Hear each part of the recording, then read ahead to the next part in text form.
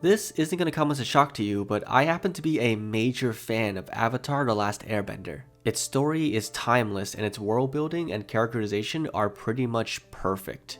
There is a reason that the fandom has persisted to this day. When I first heard of this live-action adaptation being released, I, like many other people, had major flashbacks to M. Night Shyamalan's disaster film. Not only was the project delayed time and time again since its announcement several years ago, but the fact that the original creators of Avatar the Last Airbender, Michael Dante DiMartino and Brian Konietzko, both decided to leave the project over quote-unquote creative differences, the catch-all phrase that usually means they weren't allowed to make it good. I feel like the success of a live-action adaptation of an animated property like Avatar requires the magical touch of the people who wrote and created the original story in the first place. Take for instance the live-action adaptation of One Piece, a show that I now hold as the gold standard for adapting animation to live action. You can tell that Eiichiro Oda wanted to maintain what made One Piece special as he was bringing Luffy and the Straw Hats into the real world. Important decisions like changes to the script, casting choices, and character portrayals were all looked over by Oda and either approved or adapted to his liking. Oda's involvement brought the live action One Piece to a higher quality because he created these characters, this world, and this story. He knows what makes One Piece special, and thanks to his cooperation with the creative team, they were able to create a story that, while very different from the One Piece that we know from the manga and anime, was still a faithful rendition of Luffy's journey to becoming the Pirate King. The exit of DiMartino and Konietzko from the creation of Avatar the Last Airbender's live-action adaptation was a foreboding omen to the quality of this project. While they had the budget, the time, and some well-casted actors, without the original cooks in the kitchen, they had no way of keeping that special sauce. Unlike with One Piece, the creators of The Last Airbender live action and the executives at Netflix felt that they could tell this story accurately and do it justice without proper input from the people who breathed life into it. Ultimately, I believe that this is the reason that the end product that we got felt just a little hollow. To me, it felt like this show was speedrunning through a checklist of primary story beats from book 1 without spending time fleshing out the characters. Which is weird and makes the pacing feel off, especially because it had a longer runtime than the first season of the cartoon while covering less ground. I don't want to call this show bad or garbage or anything horrible like that because it's not awful. There are some very good aspects of the series which I'll go into later. But overall, this series left me with an overwhelming feeling of meh. Avatar the Last Airbender live action is, by every definition of the word, mid. It was not awful, it was not great, it was in the middle of the road. If you're a fan of the original Last Airbender cartoon, you'll have some fun seeing some of the aspects of the show come to life with some decent to good CGI, but I'd also feel like you'd have some problems with the way the show changed its characters.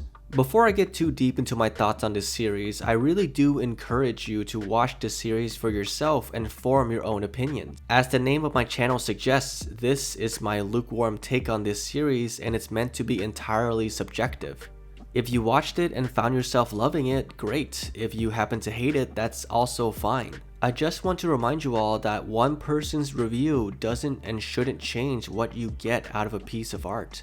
With that out of the way, let's start off with the biggest problem I have with this series, Sokka. I had known going in that the creators of the live action were planning on toning down his misogyny to make him more appealing as a character. This change is one of the consequences of letting go of the original creators of this character, and I think it ultimately hurt his character and made him feel a lot more empty. Sokka's arc of learning how to be masculine and strong without degrading women is a part of his journey as a character. This aspect of his personality not only strengthens his character, but enriches his interactions with characters like Katara and especially Suki. Avatar the Last Airbender is a story about children living through a world at war. Sokka was forced into a mindset of war, duty, and responsibility at a very early age. He became the oldest remaining male warrior tasked with defending his tribe.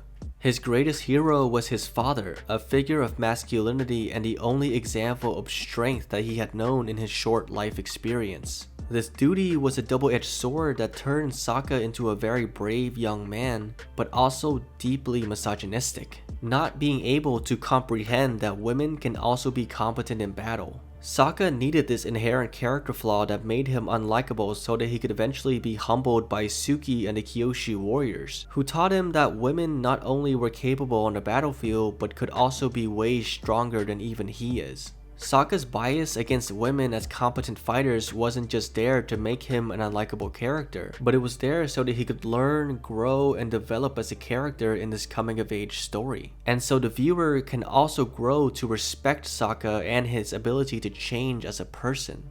The live action's removal of this aspect of his character, while done with the intention of making him more likable, removed something that made many fans of the original series love about Sokka. This new Sokka is now just an overprotective brother, and the only lesson he learns on Kyoshi Island is how to flirt and how to fight with a fan.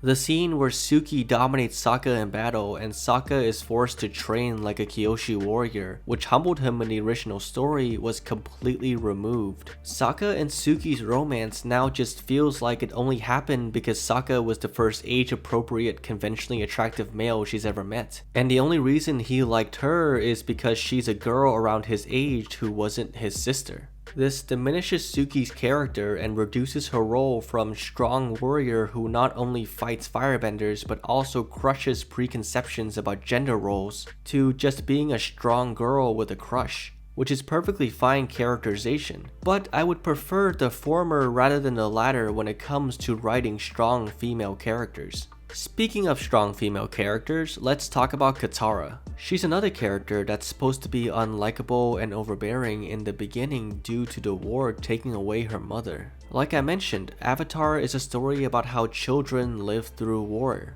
She is outspoken, loud, and overbearing because of her trauma. Losing her mother in front of her eyes fundamentally changed her into a fighter. Someone who, if driven to it, will end you. I don't see any shade of that rage in the live-action Katara, especially during her fight with Master Pakku when she should be the angriest. Overall, I thought her character was done fine, but was missing that extra bit of assertiveness and anger that makes her characterization compelling.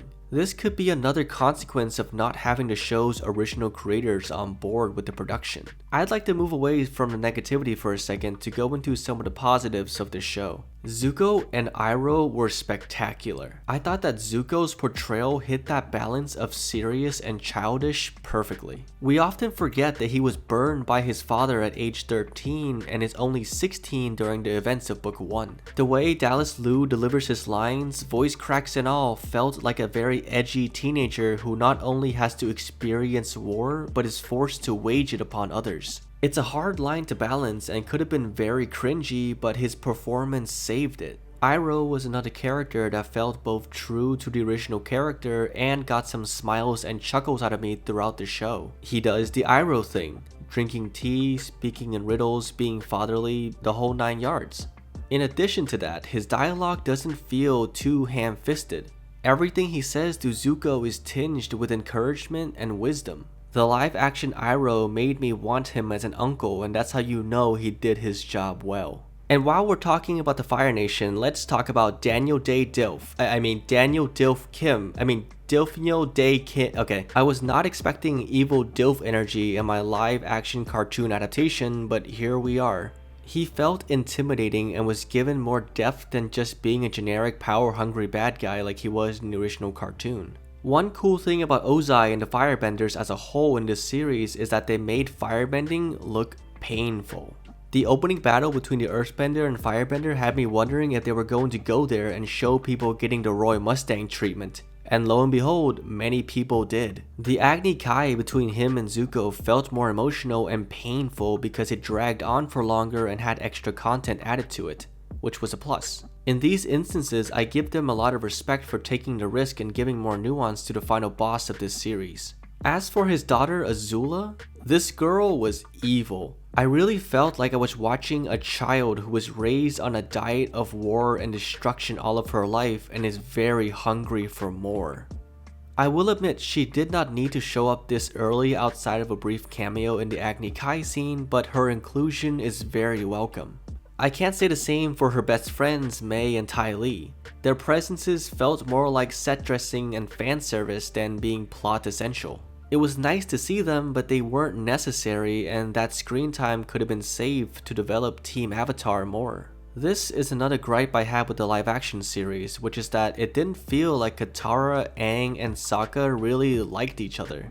We didn't really get to see many scenes of them bonding and getting to know each other. It felt like they only talked when it was essential to the plot, and they never spent any time getting to know each other outside of sharing some sad backstories. The Netflix show was missing those little filler bits of them on Appa's back talking or bantering, and that's what made these characters feel more alive. If the show gets more seasons, I'm sure this issue will be remedied, but these first 8 episodes didn't make me believe that this is the true gang yet. I will say they haven't met a certain blind bandit yet, so hopefully once everyone is together, the dynamic will feel more natural.